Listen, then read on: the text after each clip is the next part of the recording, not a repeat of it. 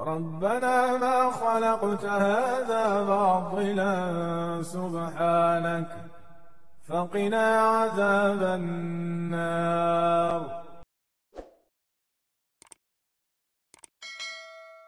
Baik, Ibu sekalian, ada juga kisah di mana saya teringat di zaman ke era keemasan Islam. Jadi di era keemasan Islam itu rumah sakit namanya Bimaristan. Ya, Bimaristan itu mungkin sudah ada yang tahu ya istilah itu ya. Jadi itu kalau orang masuk ke sana sakit itu kalau selesai sakit mereka dapat sangu ya, sangu emas gitu kan. Karena apa dapat sangu emas? Karena apa? Yang sakit itu nggak kerja dan sekian lama dia nggak bekerja itu beliau nggak bisa menafkahi keluarga. Maka Islam memberikan tambahan, bukan tambahan lah ya, pengganti dari apa yang tadi dia tidak dapatkan selama sakit. Bahkan yang luar biasa lagi Ibu sekalian, karena dulu konsepnya konsep wakaf ya, jadi rumah sakit gratis, dokter, perawat itu gajinya paling tinggi, kan asik banget tuh kan. Jadi nggak pusing lagi mikirin gaji, ya, nggak pusing lagi mikirin income, fokusnya untuk betul-betul mengobati atau melayani pasien seperti itu. Bahkan di zaman itu, Bapak sekalian, ada orang yang secara khusus dibayar ya dengan uang-uang wakaf tadi itu untuk menenangkan pasien. Karena zaman sekarang kan seringnya kalau kita lihat dengan teori yang kita miliki, ya dengan katakanlah pemahaman yang kita miliki, kalimat atau berita-berita baik ke pasien itu sering nggak mereka dapatkan, justru malah berita yang mengejutkan gitu kan. Maka zaman dulu itu, kisahnya itu diambil dari kisah Nabi. Jadi Abu Salamah waktu beliau mau meninggal, itu Nabi datang. Abu Salamah tuh mau meninggal, terus Nabi sampaikan pada dia, syafakallah, syafakumullah gitu kan seperti itu dan tohur kata Nabi. Nggak apa-apa, tenang aja, insya Allah kata Nabi, yang akan sembuh. Nabi keluar dari rumahnya Abu Salamah, istrinya udah langsung nangis karena Abu Salamahnya udah meninggal.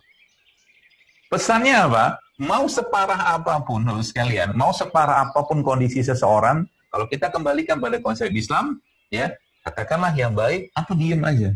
Gitu loh. Baik konsep dasar. Dan itu kan psikologi yang luar biasa.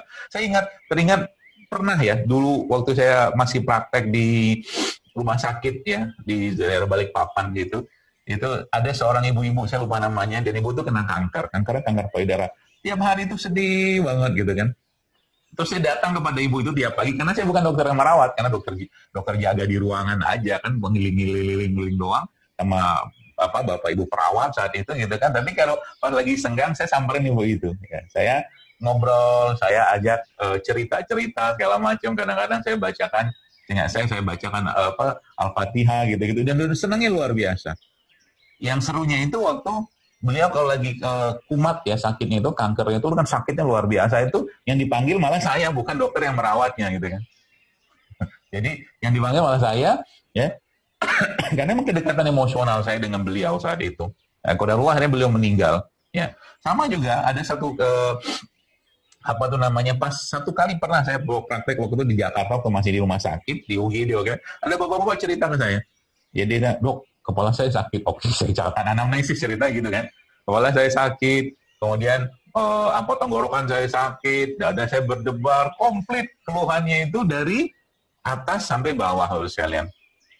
Ya, komplit keluhannya. Terus saya saya sempat tanya, saya sama dia, "Bapak ada masalah ya?" Saya bilang gitu kan. "Iya, Dok," kata dia gitu. Cerita aja masalahnya apa, bla bla bla gitu. Terus saya bilang sama dia, "Udah, Bapak, kalau saya kasih obat ini," saya bilang zaman dulu kan, kalau saya kasih obat ke Bapak nggak kelar obatnya, Pak. Ini semua dikasih obat semua. Terus akhirnya Masya Allah saya bilang sama dia, di belakang rumah sakit ini, itu di belakang situ ada musola. Bapak sholatlah dulu di situ, ambil wudhu, sholatlah. Ya, sholat, saya katakan, mengadulah pada Allah, tumpahkan semua. Ya, seperti itu. Ada beberapa lama kemudian, 2-3 bulan kemudian datang lagi ke saya dalam keadaan yang lebih tenang, lebih bahagia. Nah inilah konsep kesehatan atau konsep pengobatan Islam yang kita lupa karena memang yang diobatinya selama ini kebanyakan fisiknya. Ya mudah-mudahan ya, saya kira mudah-mudahan di PPNI sudah mulai bergerak ke arah sana, mungkin disesuaikanlah dengan agama karena kita Islam, jadi yang Islam menyesuaikan dengan Islam. Bagaimana hadis Nabi alaihi salatu wassalam, yaitu menjadi dasar pedomannya dalam mengobati, ya, yaitu apa? Yaitu Nabi sampaikan bahwa dalam tubuh manusia itu terdapat segumpal daging. Daging itu baik, baiklah semua. Jika daging itu rusak, rusak semua. Jadi kalau bahasa saya, tugasnya perawat kan gini, banyak perawat adalah ya, jadi misalkan kalau mungkin boleh sampaikan mengantarkan atau menjadi pendamping kesembuhan bagi pasien, katakanlah seperti itu, yang dengan kesembuhan itu dia makin taat kepada Allah. Artinya kalau mau nyampaikan ini, perawatnya juga kudu taat gitu loh. Kan gitu yang pertama. Yang kedua apa? Kalau seandainya Allah tidak sembuhkan dia, maka kalau boleh saya katakan peran perawat di situ adalah mengantarkan akhir dari kehidupan dia itu menjadi akhir kehidupan yang husnul khotimah. Masya Allah. Saya membayangkan Bapak sekalian, kalau seandainya nih para perawat-perawat gitu kan diajarin ilmu ruqyah, ya, diajarin ilmu tentang pengobatan Islam gitu kan, bagaimana mereka bisa mengajak pasien-pasien tersebut mendekati, katakanlah lebih dekat pada agama Islam. Ini luar biasa Bapak sekalian. Tapi sayangnya katakanlah itu nggak masuk kurikulum, maka kita pakai kurikulum sendiri aja lah, ala-alanya kita.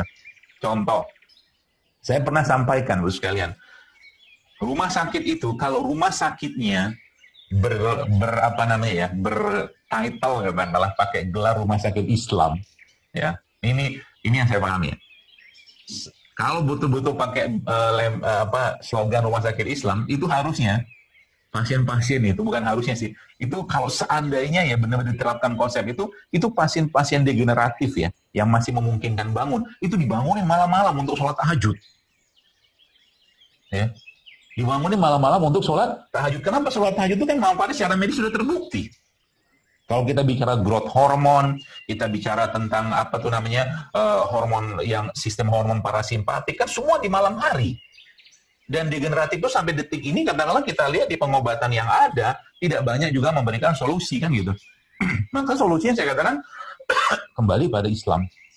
Kembali pada konsep-konsep Islam yang mudah, bahkan boleh saya katakan gratis gitu kan, atau murah seperti itu, tapi efeknya luar biasa loh sekalian. Orang-orang sakit jantung, jangan dibiarin ba'da subuh tidur, karena tidur ba'da subuh itu kan melemahkan jantung. Gitu kan? Itu salah satu contohnya. Terus nanti siang, ini kita bicara tentang bagaimana keseharian Nabi yang kita hubungkan dengan kesehatan ya. Ba'da subuh jangan tidur. Kemudian apalagi bos sekalian?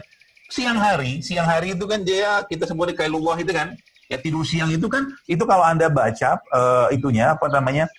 bukan riset tapi kalimat-kalimat para ilmuwan di luar sana itu mereka nyebutnya power nap. Itu kan itu tidur siang ya, yang diajarkan oleh baginda Nabi alaihi salatu wassalam, yaitu antara sebelum zuhur atau sesudah zuhur. Nggak lama, paling 30 menit. Itu pasien-pasien itu suruh tidur semua siang hari itu. Gitu kan. Jadi Masya Allah, tabarakallah ya sekalian. Jadi kerja Anda nanti jadi lebih ringan sebenarnya. Kalau ini baik saya sampaikan dikembalikan pada konsep-konsep Islam tadi. Ini sifatnya universal, ya universal. Saya yang katakanlah yang email saya juga gitu kan, kadang-kadang mereka email atau DM sempat saya baca, itu ada juga yang orang-orang dari Bali, orang-orang Hindu yang dia mulai menerapkan pola-pola itu. Jadi Masya Allah, kesehatan itu nilai yang universal sebenarnya. Ya. Cuman saya katakan sekali lagi, kitanya juga ya Mbokya menunjukkan, ya Mbokya itu maksudnya ya harusnya juga menunjukkan aktivitas-aktivitas atau hal-hal yang bisa mensupport itu sekalian.